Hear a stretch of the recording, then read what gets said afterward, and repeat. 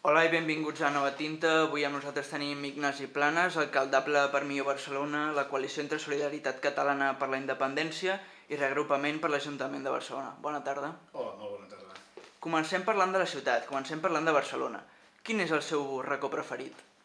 Vaja, en tinc una colla, no? L'altre dia, a més, intentava fer-ne una relació des del Club Natació Barcelona, on vaig tenir una activitat esportiva enorme durant tota la meva joventut i encara de gran també, tot el que representa l'Eixample, el barri gòtic, els racons de Gràcia.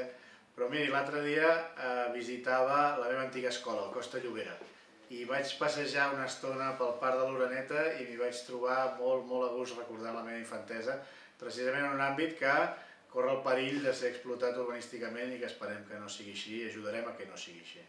Qui fou el seu ídol adolescent? Vaja, no sé si n'hi ha diversos, no? Però, miri, li seré molt sincer, des d'un punt de vista polític jo no renunciaré mai al que va representar Jordi Pujol per la manera d'afrontar un país aterrat i després aixecar-lo. Malgrat tot, malgrat el que estem visquent, doncs hi ha elements de la seva teoria política i del seu treball que quedaran per la història del país, com amb totes les prevencions que faci falta. Parlem de literatura. Ens podria recomanar algun llibre que l'hagi marcat al llarg de la seva vida? Sense cap mena de dubte, 100 años de soledad de Gabriel García Márquez, que va ser una mica la novel·la de maduresa que vaig gaudir després d'haver iniciat el meu plaer per la literatura a través del grandíssim Pere Calders. Anem al seu costat musical. Ens podria mencionar algun dels seus grups o cantants preferits? Soc el que es diu una mica eclèctic, no? M'agraden grups de tota mena i des del rock, el jazz o la música clàssica, i no li negaré, també disfruto molt sentint una sardana, però posats a dir alguna cosa, miri, fa 15 dies vaig anar a la faràndula de Sabadell a sentir l'òpera Turandot i crec que la maduresa em porta cada vegada a estils més clàssics. Ha estimat mai algú que pensés totalment diferent a vostè? Sí, absolutament. Quina és la seva major addicció? Li diria que potser el rugbi. És una addicció o una religió, segons el moment, i possiblement és el rugbi, sí. Amb quin percentatge de les seves frases mentia conscientment al llarg de la seva vida? No t'he entès aquesta pregunta. De totes les frases que ha dit al llarg de la seva vida, Sí? quines eren mentida i ho sabia? Miri, jo crec que no he arribat a mentir molt, perquè dir que no he mentit gaire, o que no he mentit possiblement seria una mentida en si mateix, però sí que estic molt orgullós d'haver mantingut la mateixa línia de pensament, la mateixa manera de fer i unes conviccions fermes, no absolutes, però fermes durant tota la meva vida que m'han permès aquesta coherència. Què l'ha fet plorar per última vegada?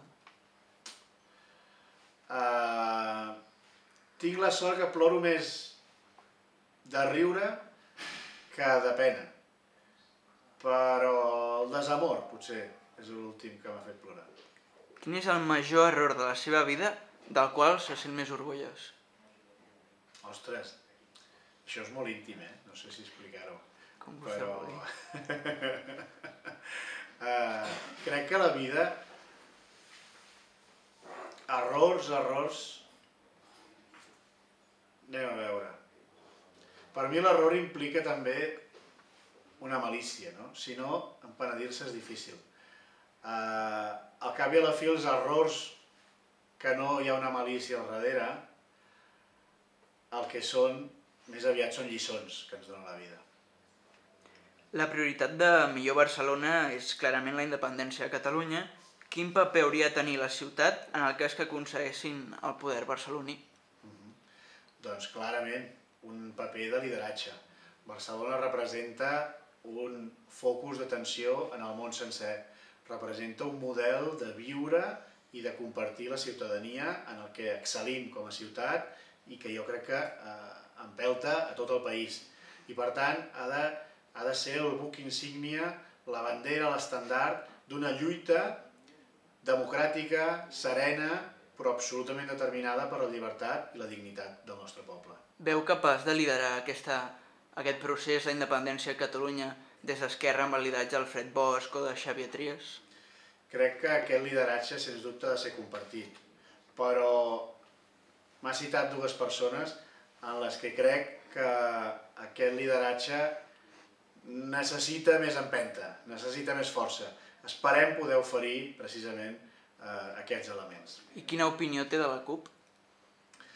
La CUP crec que és un partit molt honest, amb allò que realment creu i defensa, però molt tancat alhora amb les seves conviccions, en un moment en què el país necessita més transversalitat, més voluntat d'acords, més voluntat de consens. Per tant, el màxim respecte, però alhora aquesta petita però de dir és necessari en aquests moments ser més oberts, igual de determinats, però més oberts en tots els plantejaments.